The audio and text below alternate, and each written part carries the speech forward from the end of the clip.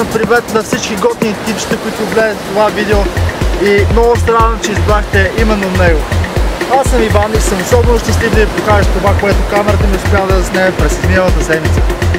Останете се с мен и се пренесете в една от емблематичните за последното десетилетие скандални парти локации, известни с суетите на младите хора от цял свят, забранените субстанции, даскавите плажни барове, уникалната природа и не на последно място електронната музика.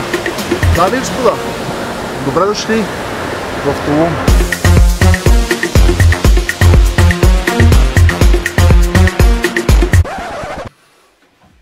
Ще започна с това, че съм с коронавирус, докато обработвам видеята. Може би това ми даде време да успея да сглобя, защото бях толкова много и те са всъщност много.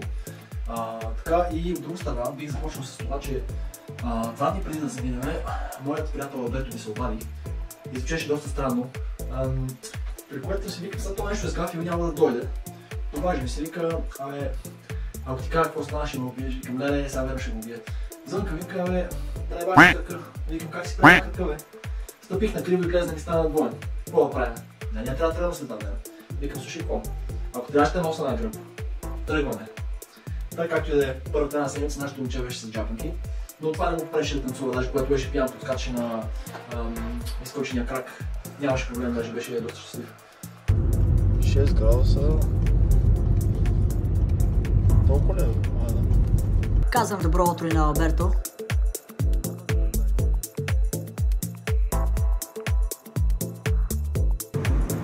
Първият ни полет в посока Мексико беше през Лондон.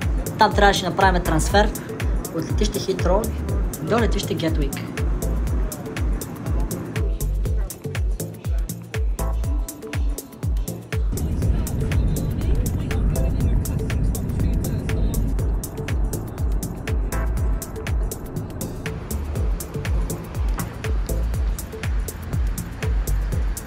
На това момче трябва да дам медал за това, че въпреки куцането през цялото време, ентусиазма не угасна нито за секунда.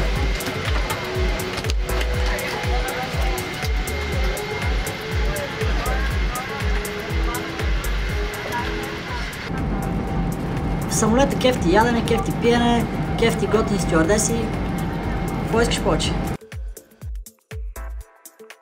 Ето това се нарича топло посрещане. От 6 градуса кацаме на 26, музиката също на 6.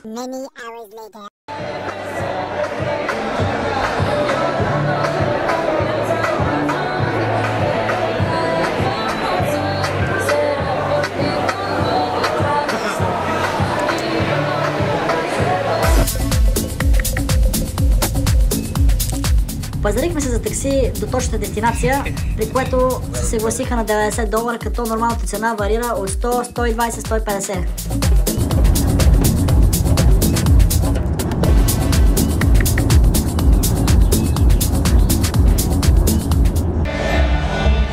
Hey, бос!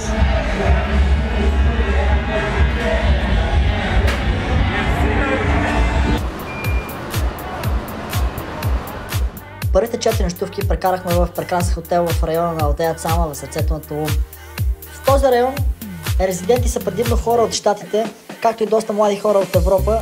Тук там е някоя незастроена площ с останали къщи с мексиканци, както и 2-3 маймуни и 5 гущера останали за каден.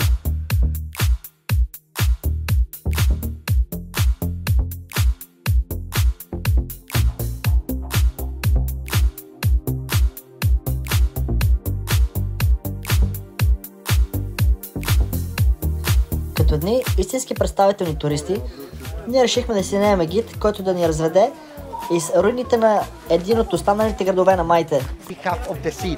If we go on the second door, the first view that we tree. This is the ceiba tree, and you can see it over here on the right side too.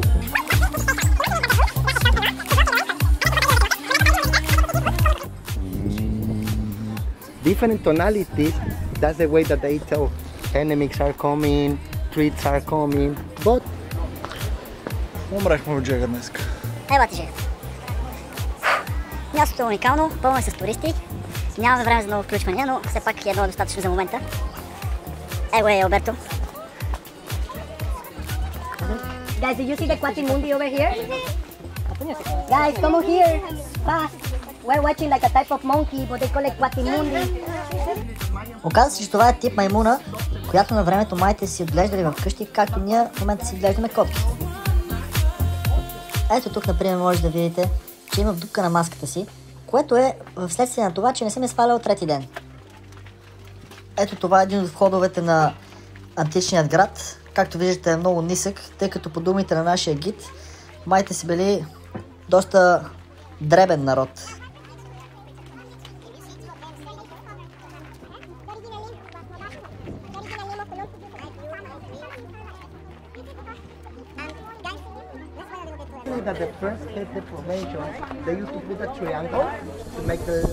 И тъй като подобни гледки съм виждал само по телевизията, снимайки тези кадри, бях, меко казано, потресен от чара на карибската екзотика.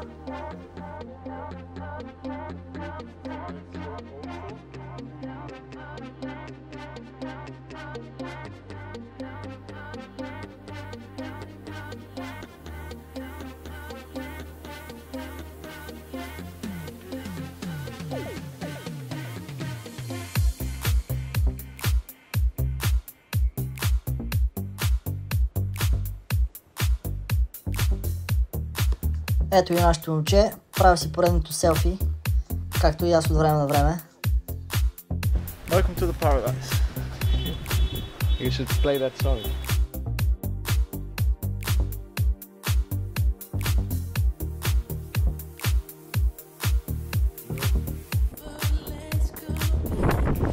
Europe, sir. Oh, that's how many hours? I'm from Bulgaria. Bulgaria. So Yeah. around 12 hours now flight. Really, to get to Mexico. Guys, if you have the opportunity, welcome my beautiful family from Romania. If you have the opportunity, you see those boats over there? Yeah. Okay, those boats takes you right in front of the Mayan temples. You have a nice camera. I know, sir. Thank the you. thing is, we have just. We are by the Okay, guide. so it's not too much time. We are by the guide, yeah. Okay, anyway, it's a pleasure to have Thank you very much. Coconuts, beer, butter, if you want to, we are to your service. Enjoy. Тук пих най-вкусните кокоси през живота си. Просто някакъв странен сорт кокос, който за разлика от нормалния беше около минимум половин литър с солката и струваше $5. Изпих два уникални. А ето тук може да видим една от прословутите чиченица, които са се използвали за жертвоприношения и други ритуали. Hola, amigo. There's somebody behind. А нашият гид ни разказа за това място, че било използвано от майите за да се социализират. Което ме наведе мисълта, че в момента се използват за социализиране, но в по-модерен вариант.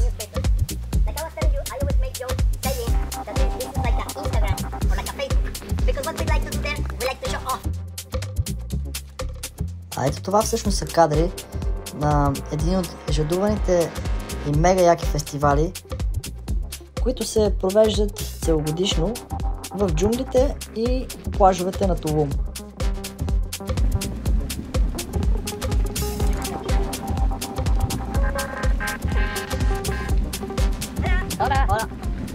First, the tortilla is only corn with salt and water, okay? The other thing that is on the right side that look like beans, that's tomato. Ето тук мексиканците ни пресъздават обстановката през годините, в които майите са живеели. И именно това сега е една колиба, в която две лелки, ако мога така да кажа, ни демонстрират как се прави тортия с зеленчуци и подобни неща. Алберто отново заговаря девойките, които бяха с нас по време на тура. А това е нашия чаман, който ни тегли по една молитва за здраве и се почувствахме мексиканци за кратко.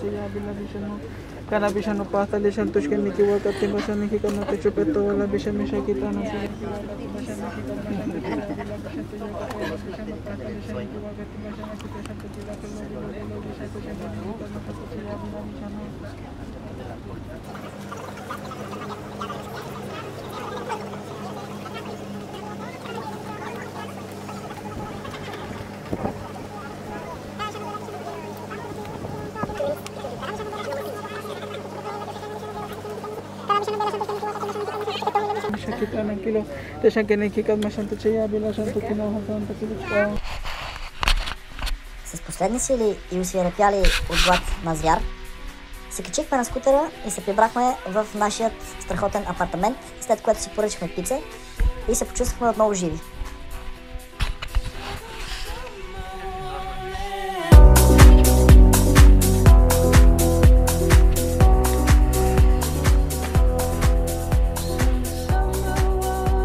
Карайки скутер в Тулум, винаги имах усещането, че се намирам някъде на околовръстното в София, в отсечката между Суходол и Княжево, или пък просто в някоя друга квартална уличка.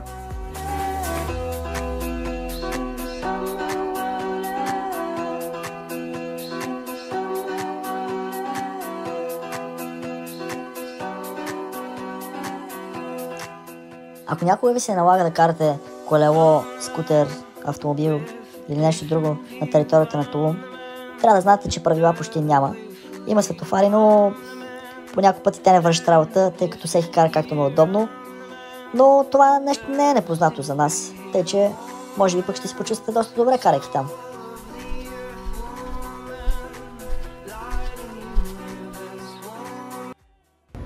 На другата сутрин, пиейки кафето си, да чухме някаква нетипична музика, решихме да проверим откъде идва и се озовахме на мега якото парти, но се оказа, че е афтер парти, така че можете да си представите хората на каква фаза бяха, но това не ни попречи да се включим и ние да се забавляваме до вечерта.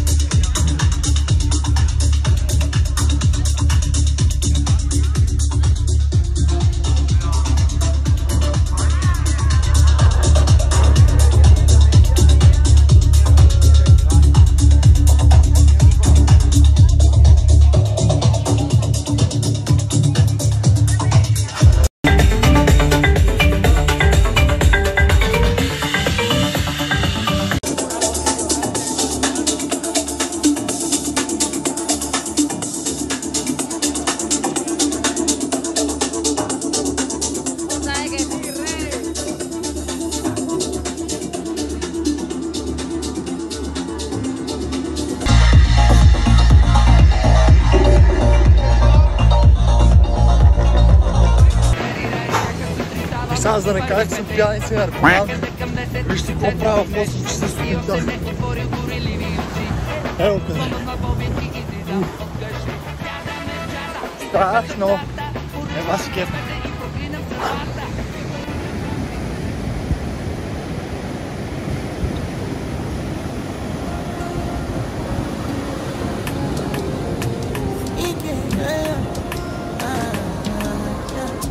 Baby, my Valentine. Yeah, now you do make it with temperature days. If you leave me a good time, I swear.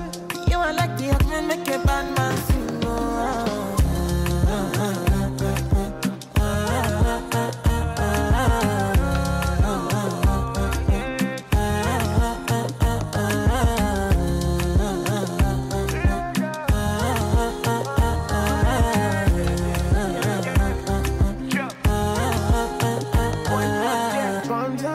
I go spend for your head. Talk all they want, I don't care what they say, cause your matter. Now in my con, they carry for my head every night. Now you I want, they carry to my bed, oh no no. Don't tell me no no no. You can be my partner, never ride it solo no. And we got no one lucky, no need to party, whoa. I'm feeling what you're doing, oh yeah baby, gotta go, gotta go. No. Your body, they back at me, sweet, open up, make I see, now you where they got my fancy. They do me, I get banky, oh no no no no no.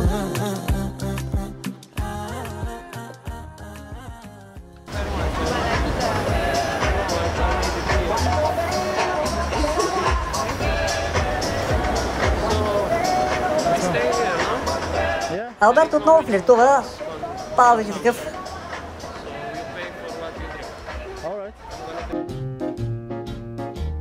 And just to gigolo, and everywhere I go, people know the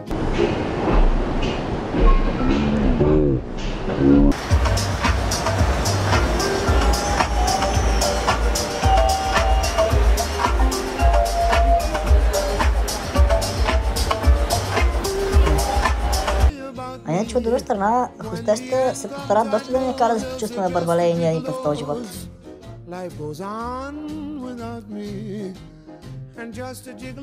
Тук си беше тежко кифлеене, не е нещо непознато, но ни хареса, да, готино беше. Багател си е едно от киплинските местенца и ако примерно в едно недоразумение като Кики Бич на Слънчев бряг коктейлът ти е, да речем, 15 лева, тук коктейла е 17-18 долара и като пиеш два коктейла и като си сипиш примерно една вода, като си вземеш и една салата и бе една тени 100 долара ги мяташе така за 1-2 часа без проблеми. Така че коври, замислете се, на Кики ли ще ходите, на Багател ли ще ходите или ще ходите в Люти Дол.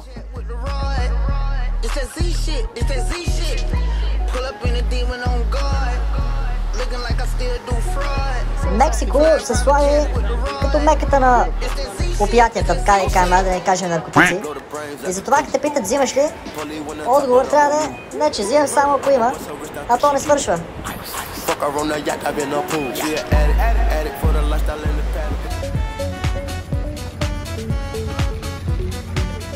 И след кратка дрямка, отново сме на фронта. За жалост заваля точно преди вечерта и е мазаляк. Всичко е кално.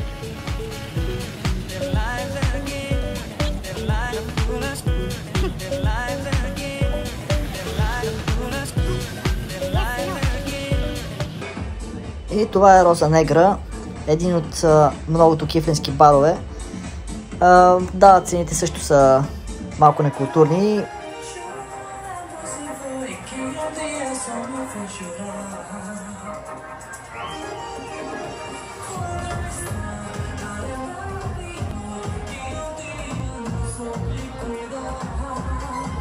Нощният живот като цяло не спира.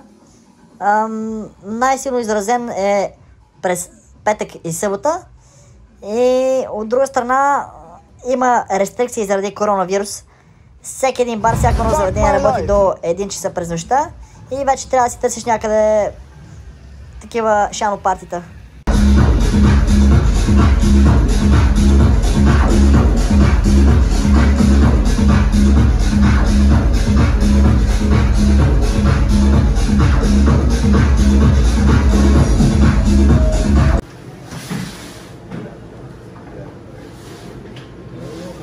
Този ден беше определено дъждовен, но пък от друга страна се запознахме с много яки хора в един съседен хотелски бар. Пихме коктейли, леко се оплюнчихме и си скарахме много яко.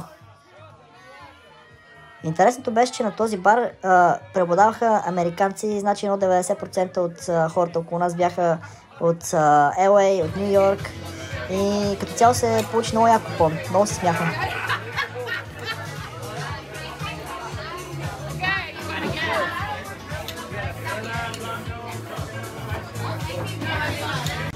Следобед се появи слънце и поехме по нашия път да стигнем до центъра на Тулум, тъй като трябваше хора да си вземе прането.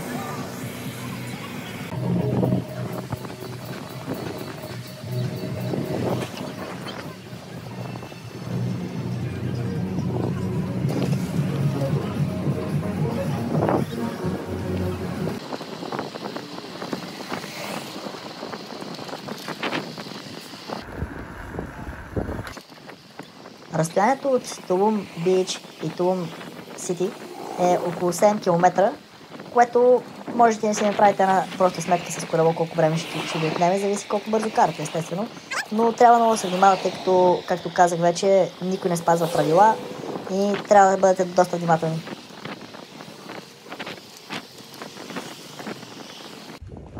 Тук ситуацията беше малко като на отсечката при Чирпан преди да ремонтират миналата година.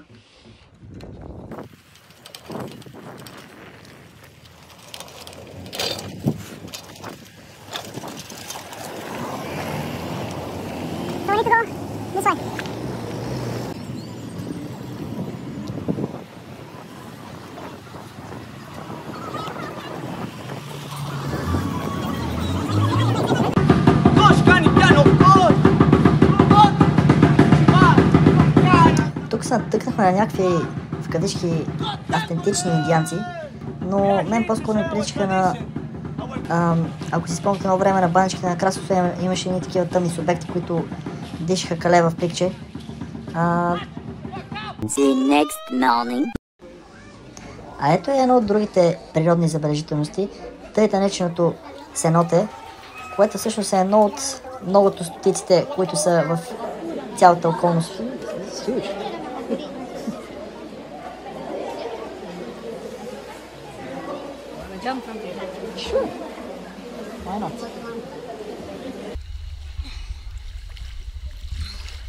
Watch out.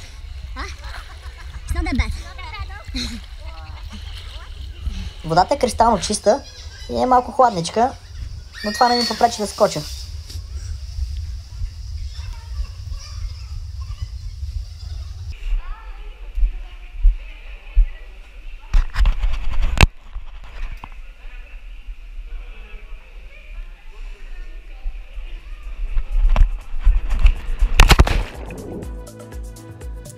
А тук просто гледаш и не вярваш на ушите си. Наистина грандиозно изпълнение. Много красиво. Тук минахме пред топа на кефенските барове. Те нареченият бар Табул, за който само чухме, че ходят топ модели и има някакви задължителни консумации, които са някакви цифри, да речем по $150 на човек, което съответно трябва или да се напиеме на свиня, или да вземем една бутилка някакво късо шампанско и да се правим на тарикати.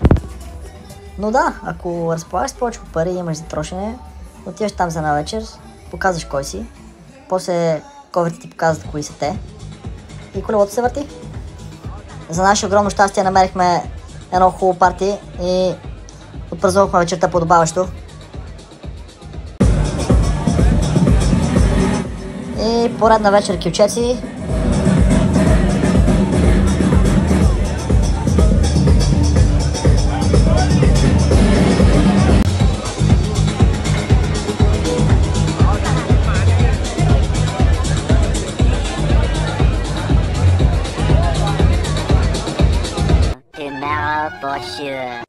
А ето това беше нашата квартира на плажа. Просто един контейнер, пригоден за спане. Като това, което представлява всъщност е едно голямо легло, един шкаф, едно огледало и климатик. Банята ни беше отвън и това удоволствие ни струваше по $50 на нощувка на човек. Тоест 4 нощувки спахме там за $400. Което всъщност беше може би едно от най-евтините, тъй като ние искахме да спим в нормален хотел, но цените бяха брутално високи. Но и в контейнера си беше окей, въпреки че криеше някои изненади. И ето един свеж микс от кокосова вода и смляни водорасли, плюс още нещо вече забравих какво беше. Но държа да отбележа и да подчертая, че кокосовата вода се води един от най-силните хидрататори, а повярвайте ми, отидете ли там, ще имате нужда от дълбока хидратация по една или друга причина. От друга страна, за тези $400 за 4 нощувки спахме на плажа и беше много яко. Ставаш, излизаш, стъпваш директно на пясък, ходиш 15-20 метра и си на плажа, и си във водата, и си в рая. И едно кратко интервю с моята приятелка Деби, с която се запознахме на едно от партията. Много свеж човек, разказа ни доста неща за околностите и се оказа, че е пиар на технопатията, намерихме така доста общи интереси и като цяло, да, изкарахме си много яко. I am in Cancun, but Cancun, it's more commercial for me. Cancun? Yeah. Yeah? Yeah. I don't like too much America. I like more one joint in the beach. Yeah, that sounds... But the beach in Cancun is the best. Yeah? Yeah, for better than Tulum or better. Yeah, the color. The color From the yeah, the water and the sand. Yeah, it's very very Caribbean. But isn't it expensive there? It's more expensive Tulum or Cancun. Cancun only had beach. But wait a second, I think that Tulum is the most expensive place in this area, or not? I mean the Tulum beach. Yeah, Tulum beach it's more expensive for It's all, crazy, right? all But however, yeah. Do you like Mexico? If I like Mexico, man, I love it. Oh, I feel local already, you know. And the people?